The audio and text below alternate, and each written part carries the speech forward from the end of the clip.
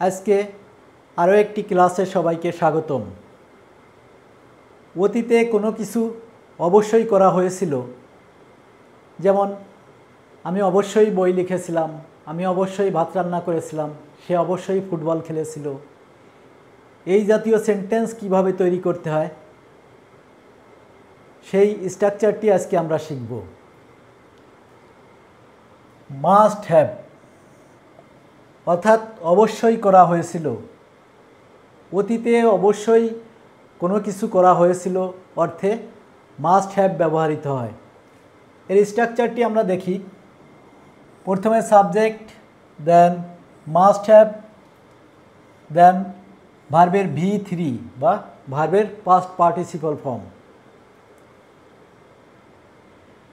একটা নিয়ম আমরা মনে রাখব, হ্যাভের পরে কখনো যদি ভার্ব বসে তখন ভার্বের V3 বা ভার্বের থার্ড ফর্ম বা পাস্ট পার্টিসিপল ফর্ম ব্যবহৃত হয়। আমরা একটি উদাহরণ দেখি। Raisa must have help the poor. Raisa অবশ্যই গরিব লোকদের সাহায্য করেছিল। স্ট্রাকচার অনুযায়ী প্রথমে সাবজেক্ট, দেন মাস্ট হ্যাভ, দেন ভার্বের পাস্ট পার্টিসিপল ফর্ম অর্থাৎ হেল্পের পাস্ট পার্টিসিপল ফর্ম হেল্প ব্যবহৃত হয়েছে। অর্থাৎ Raisa must have help the poor. Raisa অবশ্যই গরিবদের সাহায্য করেছিল। আরও একটি উদাহরণ আমরা দেখি। He must have played football. সে অবশ্যই ফুটবল খেলেছিল। অর্থাৎ এখানে অতীতে সে অবশ্যই ফুটবল খেলেছিল, যেটা অতীতে করেছিল। এখানেও প্লেয়ের পাস্ট পার্টিসিপল ফর্ম প্লেড ব্যবহৃত হয়েছে। আরও একটি উদাহরণ আমরা দেখি। You must have come here. তুমি অবশ্যই এখানে এসেছিলে, অর্থাৎ অতীতে এসেছিল। এখানেও কামের পাস্ট পার্টিসিপল ফর্ম বা V3 কাম, কেম, কাম ব্যবহৃত হয়েছে। আরও একটি উদাহরণ আমরা দেখি। I must have learn English.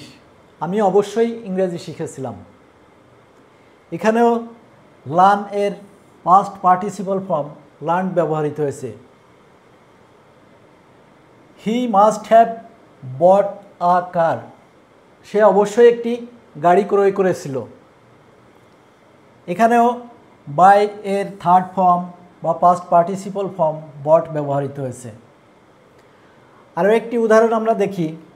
I must have written a book. আমি অবশ্যই একটি বই লিখেছিলাম। এখানেও রাইট এর পাস্ট পার্টিসিপল ফর্ম বা থার্ড ফর্ম রিটেন ব্যবহৃত হয়েছে। এভাবে আমরা মাস্ট হ্যাভ ব্যবহার করে প্রচুর সেন্টেন্স তৈরি করতে পারি।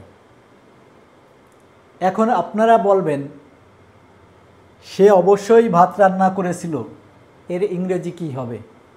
ধন্যবাদ।